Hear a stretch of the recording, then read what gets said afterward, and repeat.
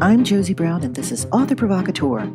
Today, my guest is Janna MacGregor, who writes Regency romances. Her Cavensham Heiresses series includes The Bad Luck Bride and The Bride Who Got Lucky. Yes, there is a matrimonial pattern here. In fact, the latest and third in the series, The Luck of the Bride, is being launched just in time for Barbara Vay 2018. Welcome, Janna. Thank you, Josie. I am so excited to be here, and I can't wait to talk with you. Good. That's going to be fun.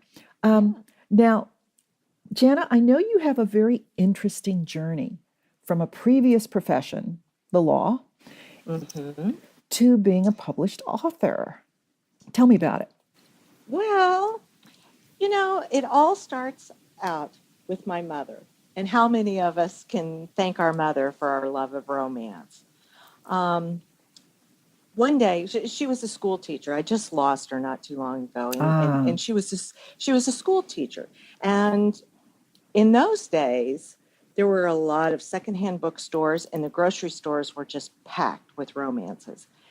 And every Friday, the school teachers at her school would get together and they would exchange books. And then she'd bring them home on the weekend. And one day she brought home a Barbara Cartland and she gave it to me and said, "You want to try it?" And I did, and I never looked back. Wow. And I've always loved reading Regencies or any type of historical romance. But I've got triplets, and when they were born, my free time just went to nothing. And it wasn't until I dropped off my son at college, and I was on my way back to the airport. And of course, I was crying my eyes out because I didn't know anybody in Florida. And he kind of had that puppy dog look when I left him. And so I had to have something to get my mind off of it. And I went into the Tampa bookshop at the airport, and on the very bottom row, there were just 3 or 4 romances. And I found only one that was a Regency, and I picked it up. And so I started just reading again voraciously. And it was an Eloisa James book. And well, she will be proud to know that, by the way. Oh, it's a great story. And from that, we started an email correspondence. And one day she said to me, she goes, "Why don't you write a romance?" And so I'd never really thought about it. But in, 2013, there was a readers convention here in Kansas City. And just out of the clear blue, I decided to attend. And within 2 months, I had my book written. Of course, it was a very, very rough first draft, because when everybody starts, nobody really knows how to write. Right. And also, like you say, you start with a rough draft. At least you had a beginning, a middle, and an end. Exactly. But my law practice was, I really enjoyed it. But, I wanted to do something else. And so I was very fortunate. I got a contract with St. Martin's Press. Wow. And so even though I still practice, it's not very, very part-time. Right. But you'd rather be writing, I presume. Oh, yes. Yeah. Yes. Yeah, I'm totally in awe as to how many lawyers I know that end up writing. I guess the most celebrated is John Grisham, but there's so many. I mean, Robert Dugoni also was a lawyer who now writes full time, and I know at least a couple others. So I think that that's an interesting path. I think that because there's so much that you have to study in law, and with you writing Regencies, I would imagine there's a lot of research in that as well. Exactly. And I've got a lot of law books, English law books, during that time. So I can get all sorts of story ideas from that. I think it's not that far-fetched for an attorney or a lawyer to write a book, because we're used to writing every day. And it's a very formalistic type of writing. And I think that if you take a look at that and what it takes to make a novel or a fiction piece of work, you can see the similarities. Right, So Right. I get what you're talking about. That makes Yeah, yeah, sense. yeah, yeah. It's wonderful that you picked up on that probably early in your writing career as well. Oh, I don't know about that. Hopefully. Well, I want to talk to you a bit about the Cavensham Heiresses series. Okay. I'm very happy to see that you're going to have a book like right there, right at the almost on the weekend of Barbara Vay. And the thing that I enjoy about your series is the way the first two books dealt with the heiresses, but it looks like the third book is going to deal with the heir, the Cavensham heir, and that I think that's a great little twist.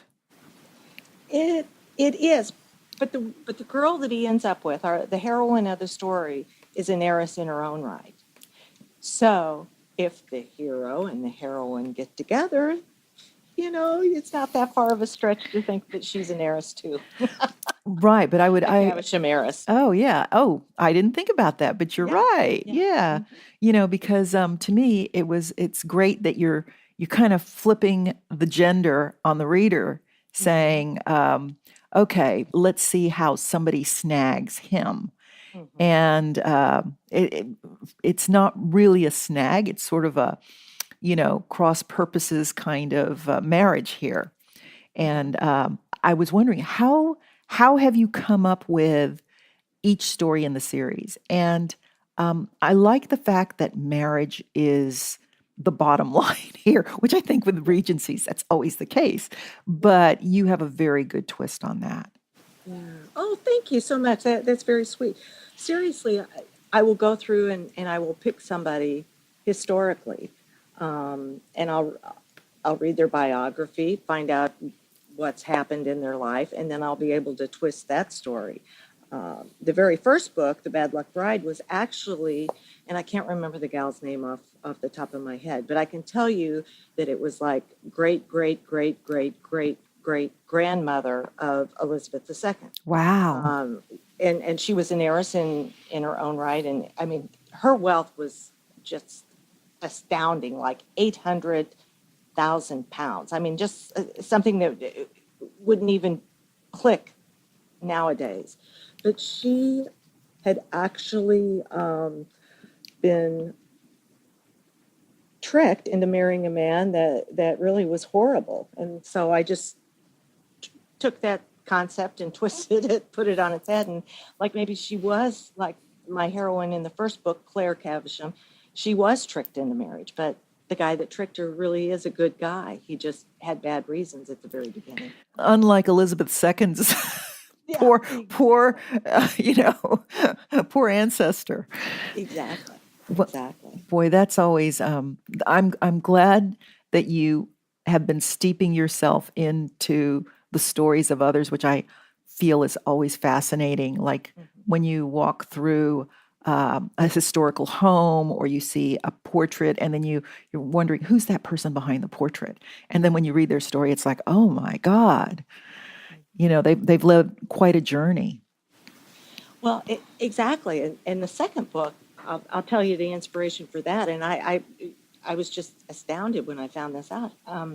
It's based upon the writings of an English philosopher, Jeremy Bentham.